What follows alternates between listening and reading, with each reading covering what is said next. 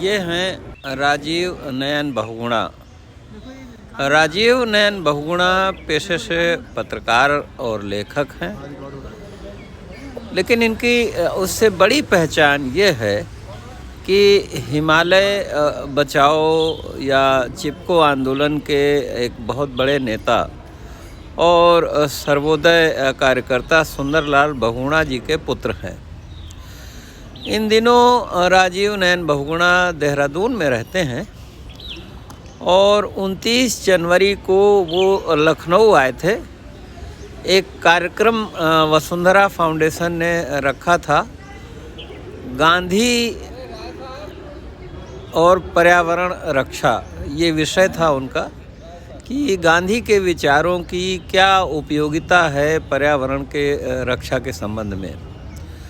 तो राजीव नयन बहुगुणा की खूबी ये है कि वो अब भी चरखा, जो पेटी चरखा बोलते हैं, उससे सूत काटते हैं।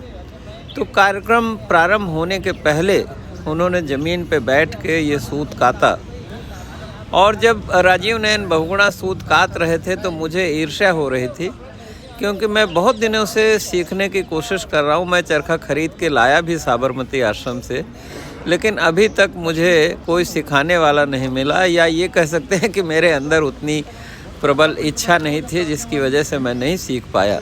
ये ही चरखा था जिसको महात्मा गांधी ने हथियार बनाया अंग्रेजी साम्राज्यवाद, जो अंग्रेजी औद्योगिक उपनिवेशवाद था, उससे लड़ने का, और भारत के करोड़ों लोगों को ब्रिटिश हुकूमत के खिलाफ बगावत करने के लिए। तो ये महात्मा गांधी का हथियार अभी भी जिंदा रख रहे हैं राजीव नयन बहुगुणा, जो पत्रकार भी हैं और एक गांधीवादी कार्यकर्ता भी हैं, और इन दिनों देहरादून में रहते हैं।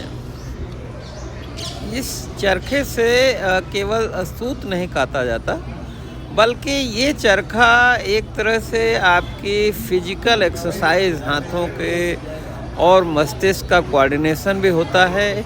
एक तरह से ये मेडिटेशन का भी काम करता है, ध्यान मग्न होके।